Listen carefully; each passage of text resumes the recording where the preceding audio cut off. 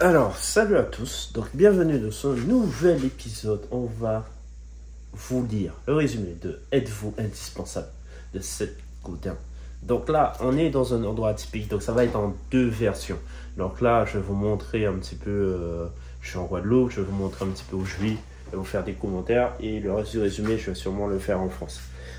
J'ai eu des problèmes de lecture, je lisais des mauvais livres. Donc là, on est dans la salle de bain, je vous montre, c'est le bordel. Parce que là, je dois changer les draps et tout ça. Donc on est dans un gîte. Et là, la maison est là en orthogonale. Et le proprio, ben là, je le connais, j'ai échangé avec lui. Vous voyez, c'est orthogonal. Donc là, on est dans un petit T2. Là-haut, il y a encore une chambre. Je vais vous le montrer rapidement. Voilà, hop. C'est assez sympa, mais si tu cherches une description, ça va être compliqué.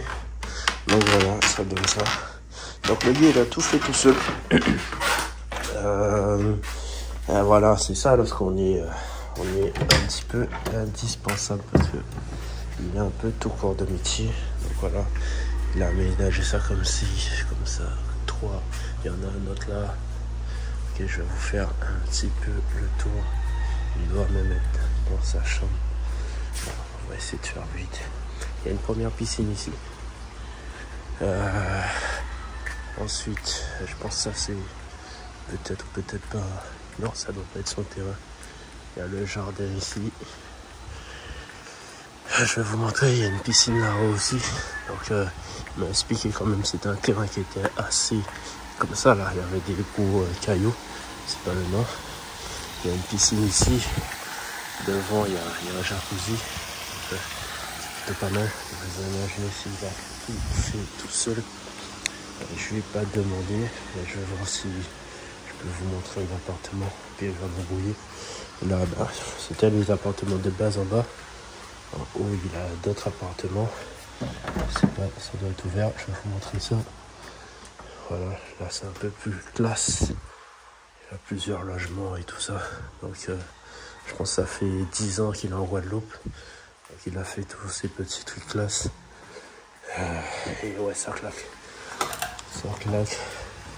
Et vous voyez, lorsque vous avez les connaissances, donc lui il a sûrement les connaissances pour faire tout ça. Il m'a dit qu'il était des places carreleurs.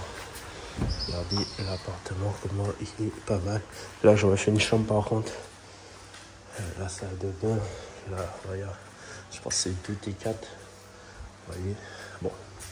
Voilà, je vous montre tout ça pour vous montrer que lorsqu'on cherche à faire des choses, eh bien, on peut aller très loin. Donc là, il n'est pas trop, il en a marre, il a plusieurs biens. Là, vous connaissez, on est en Guadeloupe. Il faut des petites réserves d'eau. Donc voilà, là, il a fait un truc, il a dit orthogonal, c'est assez rare. Donc, il fait ce qu'il veut. Mais voilà. Donc, je vous ai montré en pleine petite nature, on a le gosier. Et je vais vous montrer un peu là-bas rapidement. Et après ça, on va commencer sur les billet. Et voilà. Là, il y a encore un autre orthogonal. Donc, il y a un studio, 2 studios, un petit T2 où je suis. Et voilà. Donc, là, on est. Voilà, c'est le gîte au Bellefleur. Voilà. L'équipe, me revoilà. Donc, je suis avec le livre et là, je vais vous faire le résumé. On a changé de lieu. Je vous fais le changement tout à l'heure. Je vous montre comment c'est. On est dans un lieu spécifique. Mais je vous fais le résumé avant. Et puis voilà. Donc, 2 lieux pour un livre. Parce que le livre, il était gros. C'est parti la team. Alors, on reprend comme d'habitude. Hein, comme d'habitude. Donc, alors, résumé du livre. Donc là, on est dans les best-sellers. La vache pourpre de Tribu. Seth Godin nous apprenait comment concevoir des produits remarquables et propager des idées fortes. Ce livre est différent. Il s'agit ici de vous, de votre épanouissement, de votre créativité, de votre avenir. Que vous soyez un entrepreneur, un salarié ou que vous cherchiez encore votre voie. Le web social et la crise économique ont bouleversé nos repères. Dans un tel contexte, nos sociétés ont besoin de penseurs originaux, de provocateurs, d'individus lucides. Voilà, les amis. Là, 21 €, les gars. 21 €. Hop.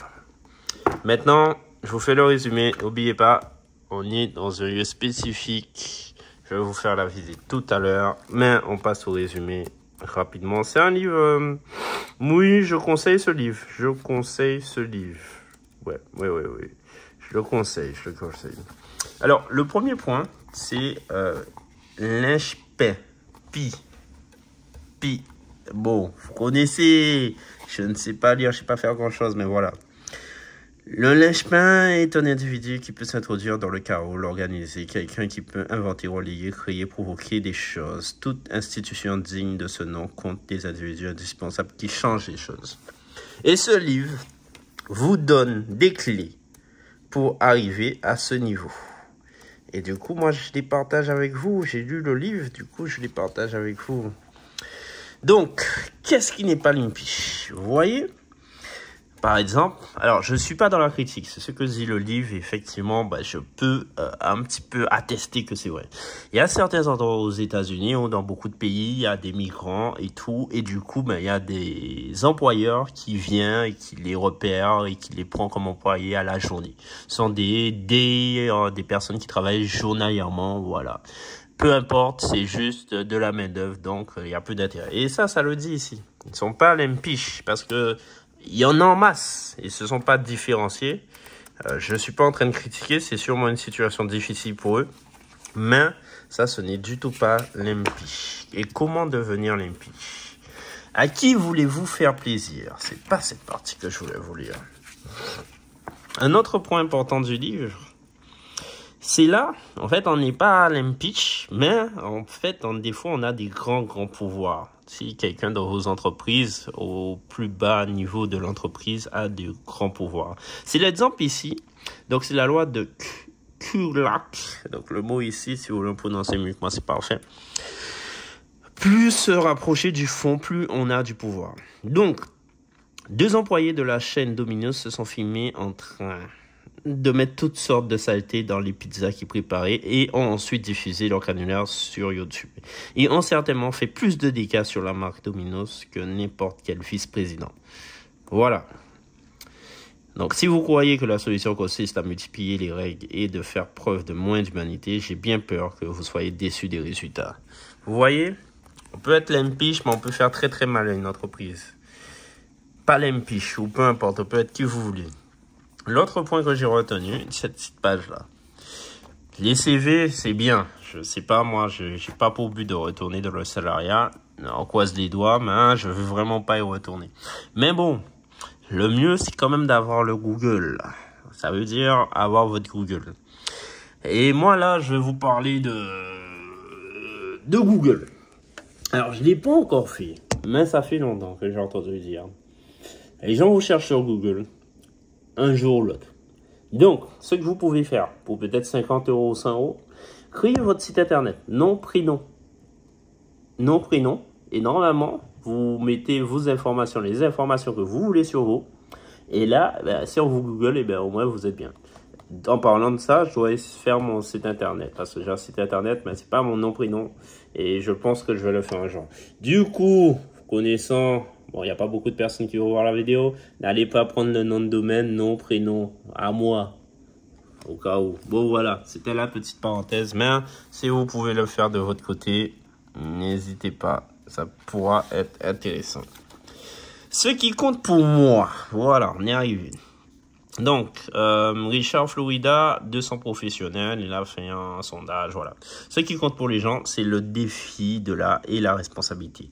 La deuxième truc, la flexibilité. Troisième, environnement de travail stable. Quatrième, l'argent. Cinquième, développement professionnel. Sixième, reconnaissance des pairs, des collègues et des patrons. Septième, huitième, contenu passionnant au travail. Une culture d'entreprise.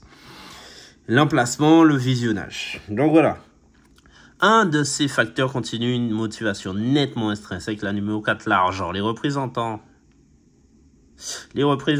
et tout ça, voilà. Donc, en gros, l'argent, c'est ce que l'employé ne peut pas facilement le faire augmenter, du moins à court terme. La plupart des autres éléments, cependant, peuvent être améliorés au cours de toute l'expérience grâce à son comportement, à ses contributions et son attitude et ses dons. Voilà, donc, Les gens qui ont des salariés, vous avez vu, il y a 10 trucs sur lesquels vous pouvez travailler pour l'épanouissement de vos employés. Donc ça compte. Ça compte, les amis. Ça compte. Alors, je change de page. Et je ne sais pas pourquoi je suis tombé sur cette page. C'est un peu bizarre. Puis je vais sauter une page, hein, vous savez, hein, moi je suis pas parfait. Hop, voilà. Il y a une autre page. On est à combien de temps? 6 minutes, tu vas faire vite parce que... Ah, voilà. Je voulais vous lire ça aussi. Ça, j'aime bien. Le coût de fabrication d'une boîte de musique est passé de 10 000 €. Donc, vous vous rappelez les grosses boîtes de musique dans les bars et tout ça. Peut-être pas, peut-être c'est un public jeune que j'ai, mais bon, moi, j'ai pas connu. Après, pour un magnifique Edison Victoria de 2 000 € pour une chaîne stéréo. Oui, les chaînes stéréo, qui s'en rappelle énormément de mon âge, on se rappelle. Et puis les Walkman à 200 €. Petit Walkman, là, qu'on mettait sur les côtés. Après, l'iPod. Je pense que c'est 300 € le Walkman et après ça l'iPod 200 €. Et puis comme une clé USB, tu vois. Donc maintenant, voilà, maintenant on n'a plus trop de ça, mais les possibilités de jouer sur le prix sont maintenant si restreintes qu'elles n'en valent plus la peine. Vous voyez, il y a plein de choses actuellement, c'est cher, mais il y a des gens qui travaillent, leur créativité se développe et tout ça, ils font des trucs minuscules. Aujourd'hui, on a quoi? On a... à l'époque de cette vidéo, peut-être je vais le voir dans 5 ans, 6 ans et tout ça. On a les Apple Vision Pro, un truc comme ça. Ils sont énormes. Je voulais en acheter un, mais je n'ai pas les moyens. Voilà, c'est aux États-Unis. Bon, peut-être je vois pas l'utilité maintenant. Mais dans l'avenir, les trucs, ça va être des lunettes, tu vois. Tu n'auras pas un casque comme ça, un truc comme ça, tu vois. Mais bon, pour l'instant, c'est comme ça. Mais ça va évoluer. Ça fait longtemps qu'il n'y avait pas eu d'évolution. Là, on est dans des phases d'évolution exceptionnelles, je trouve, dans le monde. Maintenant, les gens qui disent, et moi aussi je le dis, je ne sais pas quoi faire. Une autre formule classique de la résistance. Je n'ai pas de bonne idée. En fait, vous n'avez pas de mauvaises idées. Mais si vous avez suffisamment de mauvaises idées, les bonnes idées se débrouillent tout seules. Ça, c'est pas mal. Je ne sais pas quoi faire, c'est vrai. Alors, pourquoi cela vous dérange? Personne, en fait, ne sait vraiment quoi faire. C'est vrai aussi. Je ne suis pas diplômé, j'ai pas un MIT, un truc comme ça. Ben, le Massachusetts, maintenant, propose à la disposition de qui le veut une bibliothèque publique de votre localité contient très peu. Bref, en gros, en ligne, tu as accès à toute la connaissance de pas mal d'universités. Donc, tu as les connaissances, tu as les trucs. Même si tu n'es pas diplômé, tu peux avoir les connaissances. Et le reste, voilà, je sais pas, important. Allez, en avant. Je suis pressé là, je suis pressé. Hop. En plus, je dois vous faire la visite là. Étape. Alors, c'est moi qui écris ça? La façon de chambouler un projet est avec la résistance. Voilà, la résistance, c'est quand tu as un truc à faire et tu te dis, ah, je le fais pas. Ouais, c'est un peu la procrastination, mais c'est surtout sur le projet. Et moi, j'ai pas encore fait mes objectifs 2024. On est en fin février. Donc, première étape consiste à fixer une date limite. Écrivez-la et affichez-la au mur. Elle est réelle, prêt ou non, vous rendrez votre travail à cette date. Ça, c'est le premier truc que vous devez faire et je vais le faire bientôt. Et c'est très mauvais ce que je dis, mais bon, je vais le faire bientôt. Donc, normalement, je vais le faire maintenant. La prochaine étape consiste à utiliser des fiches, des notes adhésives, des carnets, des biscuits, Écrivez chaque notion, plan, idée, esquisse en contact. Voilà. Donc, c'est déjà les 2 premières étapes. Si vous faites ça, les amis, vous êtes déjà bien partis. Peut-être j'ai sauté une page, mais bon. Alors, là, je reviens sur quelqu'un qui m'a fait un petit commentaire. Il m'a dit, il y a des fautes d'orthographe. J'aime bien, tu vois. Ça, il m'a réveillé avec la pêche et tout ça. Mais bon, ce petit paragraphe. Pourquoi quelqu'un met une vidéo sur YouTube? Il n'y a aucun revenu potentiel, aucune vente publicitaire, aucune voie évidente qui mène à la gloire. C'est un cadeau. Au début, les dons que vous faites évoluent dans un petit domaine. Vous les faites pour vous-même ou pour 2 amis. Rapidement, cependant, le cercle de dons s'élargit. Internet vous donne le pouvoir. 100 personnes lisent votre blog, 50 s'abonnent à votre podcast, etc., etc. Les gars, les résumés de livres. Déjà, c'est pour moi. Parce que, je lis pas mal et j'ai décidé de faire mon challenge. Là, c'est du gratuit, c'est du temps que je perds. Je suis dans un endroit incroyable et peut-être je vais faire des choses incroyables ou pas. Mais là, c'est du temps que je vous accorde. Donc, et que je m'accorde. Donc, s'il vous plaît, si vous n'êtes pas content, dites-moi que vous n'êtes pas content, il n'y a pas de souci. Mais aussi, faites les choses.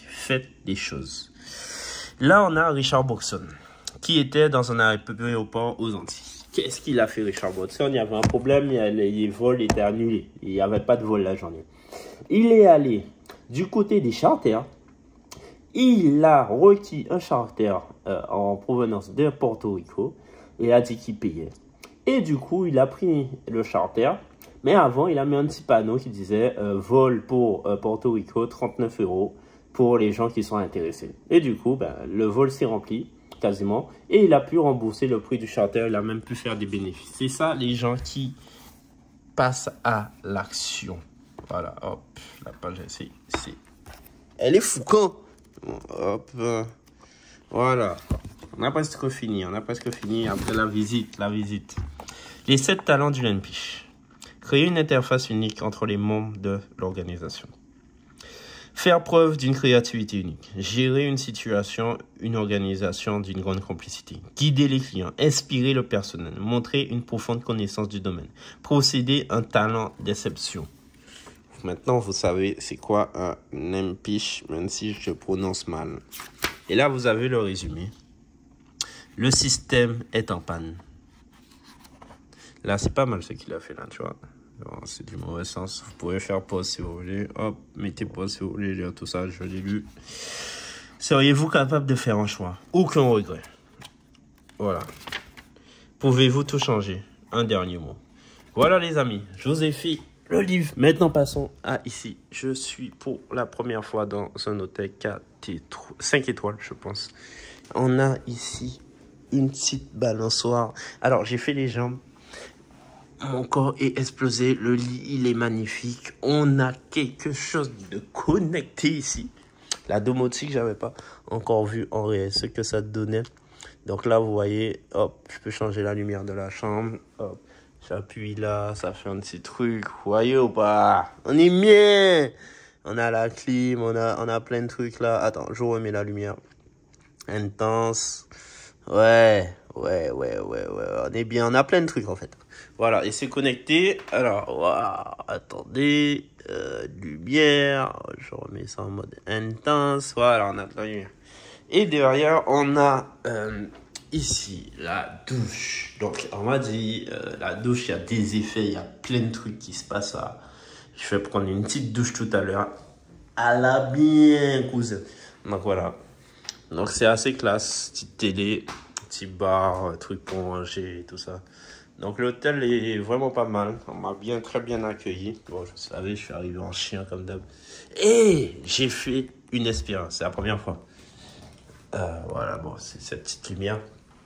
Le jet, je vous montre des WC. Qui va vous montrer WC? C'est la première fois que j'utilise un petit jet comme ça. C'est agréable. Ça vise bien.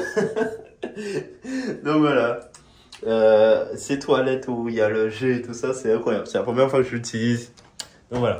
Bon, les amis, on a fait le tour. Voilà.